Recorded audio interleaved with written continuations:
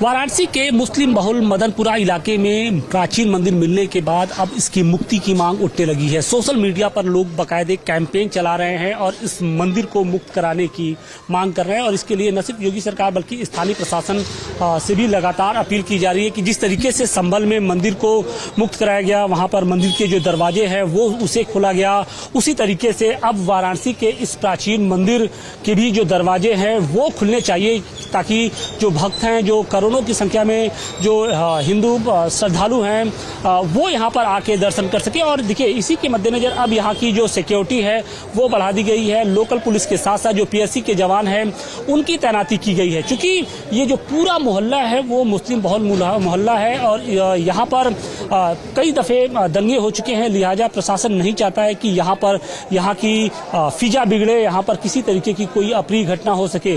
देखिए आप चाहे गली के नुक्कड़ हो या फिर मंदिर के पास, हर तरफ आपको जो पुलिस के जवान हैं वो इस वक्त दिखाई पड़ेंगे और इन सब के बीच में जो स्थानीय लोग हैं उनके अंदर भी कहीं ना कहीं कौतूहल बना हुआ है। कुछ लोग इस बात को स्वीकार कर रहे हैं कि यहाँ पर पूजा पाठ होनी चाहिए, जबकि कुछ लोगों का ये मानना है कि कुछ ऐसे लोग हैं जो लगातार मंदिर और मस्जिद के नाम पर कहीं ना कहीं जो समाज में है, समाज को बांटने की कोशिश कर रहे हैं। तो ऐसे में अब देखना यह है कि क्या संभल की तरह यहाँ पर भी जो मंदिर के दरवाजे हैं वो भक्तों के लिए खुलते हैं या फिर उसके लिए अभी इंतजार करना पड़ेगा। इंटरव्यू होगा, मैं जान गया। हमारे साथ बातचीत के लिए मौजूद हैं एडीएम सिटी साहब। एडीएम साहब, किस तरीके से यहाँ पर साक्षात मंदिर का तो दर्शन हो रहा है, मंदिर है यहाँ पर, लेकिन पूजा पाठ की इजाजत नहीं मिल रही है।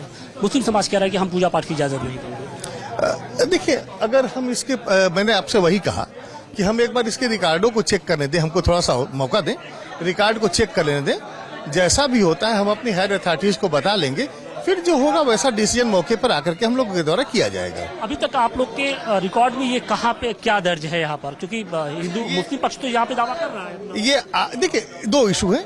लॉक किसने किया इसके संबंध में कोई क्लेम करने वाला अभी तक नहीं आया है, तो निश्चित तौर पर प्रशासन के पास ही ये मामला है, हमें ही खुलवाना है। मैं इस बात से भी एग्रीड हूँ, सहमत हूँ, लेकिन हम तब तक नहीं कर सकते जब तक कि हम जांच करके इस नतीजे पर न पहुंच जाए कि यहाँ था क्या। ये बहुत सेंसिटिव जगह है, मुस्लिम बहुल इलाका है, इन सब के बीच में यहाँ पर मंदिर स्थित है। कानून व्यवस्था को बनाए रखने की किस तरीके से एक चुनौती होगी? हाँ, निश्चित तौर पे ये मैं सभी से अपील करना चाहूंगा कि देखें, ये हमारे पास ये मसला है, हम लोग के पास अभी हम लोग इसकी जांच करके जब किसी नतीजे पर पहुंच जाए तब तक आप लोग मौके पर इस तरह का कोई काम न करें जिससे कानून व्यवस्था की स्थिति उत्पन्न हो जाए। हिंदू पक्ष को समझा पाना मुश्किल है, क्योंकि अभी यहाँ पे शंखनाद हो रहा था, महादेव के नारे लग रहे हैं। लोगों से आप क्या अपील करेंगे, क्योंकि लोग हैं सोशल मीडिया पे लगातार कैंपेन कर रहे हैं? अभी जो लोग आए थे उनसे भी मेरी बात हुई, आपके सामने ही बात हुई। वो लोग भी सहमत है कि ठीक साहब, अब जिस नतीजे पर पहुंचिएगा हम उससे सहमत हैं। उन्होंने वक्त भी दिया है हमको, एश्योर कर रहे हैं कि यहाँ पर पूजा पाठ होगी, लेकिन बस कुछ वक्त आप जब तक हम किसी जांच में किसी नतीजे पर न पहुंच जाए तब तक कुछ कहना उचित नहीं है। जहाँ तो यहाँ तो मंदिर तो साफ दिख रहा है, बिल्कुल दिख रहा है, लेकिन मंदिर के दरवाजे बंद हैं। मैं उससे सहमत हूँ, बिल्कुल दिख रहा है। लॉक किसने किया, क्या वो किसी की व्यक्तिगत प्रॉपर्टी है या फिर हमारे रिकॉर्डों में क्या दर्ज है, दो तीन चीजें हैं, उन विषयों को बस क्लियर करके हम आपको खोल देंगे, कोई दिक्कत नहीं। धन्यवाद। वाराणसी के मदनपुरा इलाकों में लगभग 250 सालों से बंद प्राचीन मंदिर को खुलवाने को लेकर जो हिंदू संगठन है वो लगातार उग्र होते जा रहे हैं और इन सब के बीच में सुरक्षा व्यवस्था को बनाए रखना एक बड़ी चुनौती। हमारे साथ बातचीत के लिए मौजूद हैं डीसीपी काशी जोन गौरव बंसवाल जी। सर, एक बड़ी चुनौती है, ये सेंसिटिव इलाका है और वहाँ पर ये मंदिर तो साक्षात दिख रहा है, लेकिन अभी भी मंदिर के ताले जो दरवाजे हैं वो बंद हैं। तो अभी क्या मौजूदा स्थिति है और आप लोग की ओर से क्या प्रयास किए जा रहे हैं? ये जो यहाँ मदनपुरा एरिया है, इसी में गली में स्थित एक मंदिर है जिसपे ताला लगा हुआ है। स्थानीय लोगों से पूछताछ की गई थी तो उसमें पता चला था कि ये लगभग 40 से 50 साल से बंद ही है मंदिर। यहाँ कोई पूजा अर्चना नहीं होती थी। कुछ संगठनों द्वारा ये मांग की गई है कि इसको खुलवाया जाए और इसमें पूजा वापस से स्टार्ट की जाए। तो इसमें प्रशासन की टीम जो है यहाँ पुलिस के साथ आई थी और अभिलेखों को खंगाला जाएगा और क्या किसकी मिल्कियत है और कौन कौन इसमें मालिक रहे हैं और कौन अभी इस पे क्लेम कर सकते हैं, उनको देख करके ही आगे की कार्रवाई की जाएगी। मंदिर वैसे भी किसी की प्रॉपर्टी नहीं होती, माना ये जाता है, वो सार्वजनिक प्रॉपर्टी होती है। तो इसलिए हिंदू पक्ष उसी बिहार पे कह रहा है कि जो दरवाजे हैं वो उनको दर्शन पूजन के लिए खुलने चाहिए। और इस मंदिर के अंदर क्या है अभी स्थिति?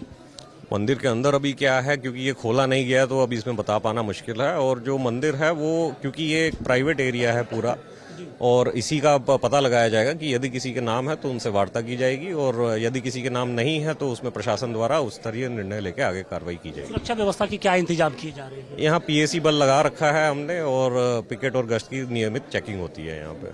19 स्कूप हैं, अभी तो 2 ही मिले हैं, अभी तो 17 बाकी हैं और प्रशासन जिस तरह से मेहनत कर रहा है उस तरह से उम्मीद है कि जल्दी सारे 19 के 19 स्कूप जिहादियों के कब्जे से मुक्त होंगे। आपने हरिहर मंदिर को लेकर डाली है, याचिका भी डाली है जी, क्या अपडेट है अब तक? और याचिका के बाद से फिर जब ये मंदिरों का मिलना, क्या संकेत मिल रहे हैं? ये हनुमान दादा प्रकट हो गए हैं, शिव जी भगवान का मंदिर मिल गया है और ऐसे ही अनेक मंदिर मिल रहे हैं, कुओं की खुदाई में मूर्तियां मिल रही हैं। तो ऐसे ही हरिहर मंदिर में भी सारे साक्ष्य मिल गए हैं और उनको माननीय न्यायालय को उपलब्ध कराई दी गए हैं, तो उसी के आधार पर वहां भी पूजा प्रारंभ होगी। वहाँ भी कब करने वाले हैं पूजा प्रारंभ? जब माननीय न्यायालय परमिशन देगा तो हम लोग भी पूजा करने पहुंच जाएंगे। पूरी तैयारी में? हाँ जी, माननीय न्यायालय का आदेश सुनने की तैयारी में है अभी तो। इन मंदिरों में भी पहुंचेंगे जो अब रीओपन हो रहे हैं, दोबारा मिले हैं, खोले गए हैं? हाँ, दर्शन करने के लिए जाना है, वो दर्शन करने जाना चाहिए, हम भी जाएंगे, सब जाएंगे, पूरा क्षेत्र जा रहा है। तमाम संभल के दंगों को लेकर बातें चल रही हैं, क्या कहना चाहेंगे कि किस तरीके से? इस संभल में तो पठानों को और तुर्कों की लड़ाई है, इसमें प्रशासन को तो बीच में घसीट दिया गया है, लेकिन प्रशासन ने तो अपनी सूझबूझ का और अपने विवेक का, धैर्य का परिचय देते हुए उस स्थिति को शांत किया है, नहीं तो ये तो पहले भी नरसंहार कर चुके हैं। तो और क्या कहना चाहेंगे, मतलब किस तरीके से और इन क्षेत्रों का विकास होना चाहिए, क्या होना चाहिए? अभी कितनी जो जैसे जैसे सभी तीर्थ निकलेंगे ऐसे ऐसे माने योगी जी, मुख्यमंत्री जी की सरकार इनके विकास के लिए और आम सनातनी विकास के लिए कार्य करेंगे सभी लोग मिलजुल कर। मुख्यमंत्री जी ने तो हाउस में भी आज बोला है कि हाँ, मुख्यमंत्री जी ने सही कहा है, सभी सनातनी हैं। जो मुख्यमंत्री जी कह रहे हैं वो स्वयं सनातनी है, वो स्वयं सनातन के संरक्षक हैं, स्वयं हिंदू हृदय सम्राट हैं। जैसे मुख्यमंत्री तो भूतो न भविष्यति, न कभी ऐसे मुख्यमंत्री उत्तर प्रदेश में हुए हैं न कभी होंगे।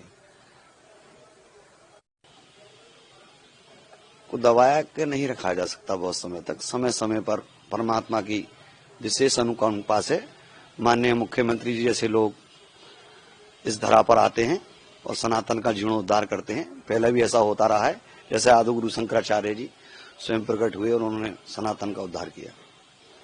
अंदर 19 कूप हैं, 68 तीर्थ हैं, तो 68 तीर्थ के अंदर अभी काफी तीर्थ जागृत अवस्था में हैं, जैसे शेमनाथ जी, मनोकामना तीर्थ, सूर्य कुंड। तो अनेक तीर्थ जो हैं हमारे जागृत हैं और अनेक तीर्थ हैं जिन पर कुछ आक्रांताओं के समय से ही लोगों ने कब्जा कर रखा है, उनको मुक्त कराने का कार्य माननीय योगी जी सरकार कर रही है। दूध का दूध, पानी का पानी कर रही है। प्रशासन ने जिस तरीके से साक्ष्यों के आधार पर उनको पे वो लोग जो मिले हैं, साक्ष्य हनुमान दादा मिले हैं, शिव जी मिले हैं, तो पूजा प्रारंभ हो गई। ऐसी हरिहर भगवान में सब मिलेगा, वहां पर भी हरिहर मंदिर में पूजा प्रारंभ हो जाएगी।